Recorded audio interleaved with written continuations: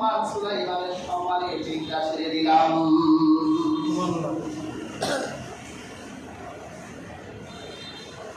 হযরত সুলাইমান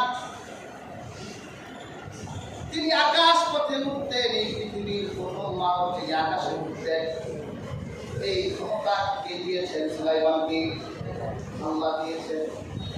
সুলাইমান যখন আকাশে উঠতেন এই আকাশ পথে চলার জন্য তার যা যা প্রয়োজন তিনি সব নিতেন। হযরত সুলাইমানের আকাশ পথে চলার জন্য একটা পাখি, যে পাখিকে কুকুর বলা হতো, এই কুকুর পাখির প্রয়োজন হতো।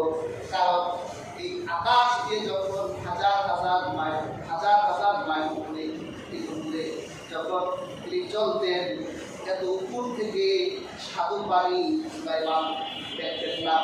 এই পাখি হাজার মাইল উপর থেকে নিচের সাধু বাড়ি নির্ণয় করতেন।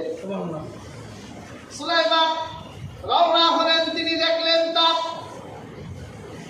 চলন্ত পথে আকাশ পথে হুদহুদ নাই। সুলাইমান পেরেশানগ্রস্ত হয়ে গেলেন। পিপাসা লাগলে গল্পটা কি? হুদহুদ কোথায় গেল?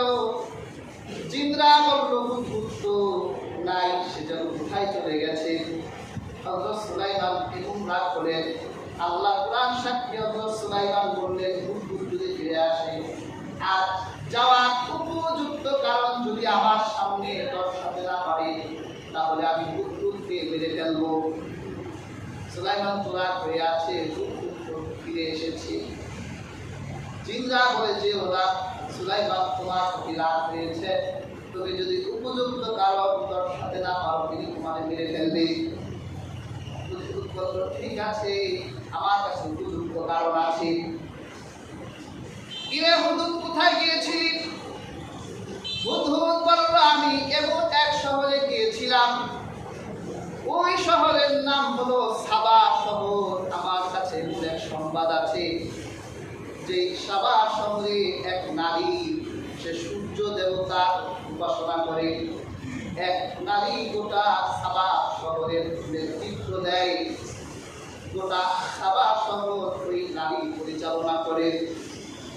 সুলাইমান তো অবাক হয়ে গেলেন, একটা নারী কেমন করে একটা শহর নেতৃত্ব দেয়? হযরত সুলাইমান আলাইহিস সালাম তিনি একটা চিঠি লিখলেন। ওই নারীকে তার আনুগত্য প্রকাশ করতে বললেন। যত দ্রুত সম্ভব আমার আনুগত্য প্রকাশ করো, নতুবা আমার সাথে বিদ্রোহ করলে তোমার উপর এমন শাস্তি নেমে আসবে যা তুমি কল্পনা করতে পারবে না। ওই নারীর নাম ছিল বিলকিস। ওই বিলকিস বুদ্ধিমতী নারী ছিলেন। তিনি নানানভাবে সুলাইমানকে পরীক্ষা করলেন অনেক দিনে। দেখলেন যে না, সুলাইমান একজন ন্যায়বান ব্যক্তি, আল্লাহ পয়গম্বর। তিনি প্রস্তুতি নিলেন হযরত সুলাইমানের কাছে গিয়ে তিনি আনুগত্য করবেন। তিনি যখন বের হয়ে গেলেন, এই বিলকিসের একটা সিংহাসন ছিল। এই সিংহাসনটা স্বর্ণখচিত সিংহাসন। আল্লাহ কুরআনে এই সিংহাসনের কথা উল্লেখ করেছেন।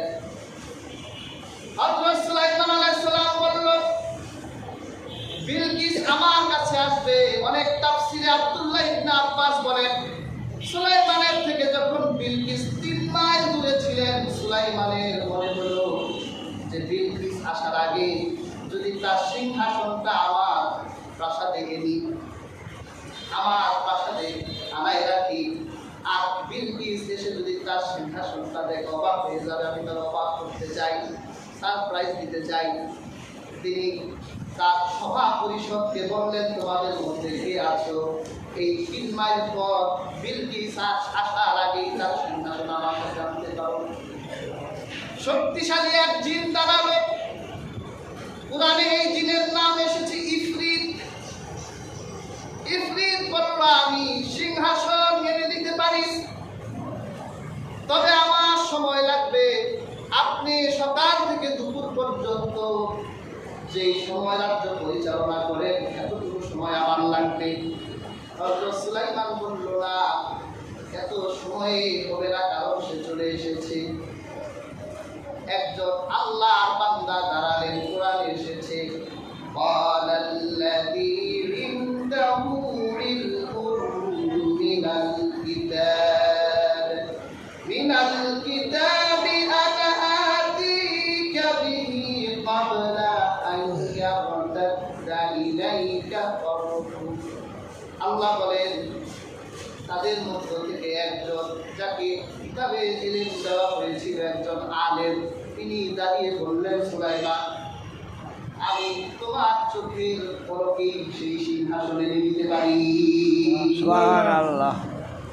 শুধু তুমি চোখের পলক দিবে, তোমার চোখের পলকে আমি এনে দিব। এই কথাটা কে বললেন? যাকে আল্লাহ কিতাবে ইলম দিয়েছেন, একজন আলেম। তাফসীরের কিতাবে এসেছে সে ইসমে আজম জানতো। ইয়া হাইয়ুন ইয়া কাইয়ুম, অনেকের মধ্যে এটা ইসমে আজম, আবার অনেকের মধ্যে লা ইলাহা ইল্লাল্লাহ, এটা ইসমে আজম। আল্লাহ ইসমে আজম গোপন রেখেছেন। আপনি আল্লাহর নাম জপলে কোন নামটা যে আপনার জন্য ইসমে আজম হবে আপনি চিন্তাও করতে। আর ইসমে আজম যিনি জানেন, তিনি যা বলেন তাই বলেন। আল্লাহর কিতাবের এই আলেম ইসমে আজম জানতেন। তিনি যখন সুলাইমান যখন ইয়ামিনের দিকে একটা নজর দিলেন, হযরত সুলাইমানের নজরের সাথে সাথে এত সাবা শহরের রাজপ্রাসাদ হযরত সুলাইমানের প্রাসাদে চলে এলো।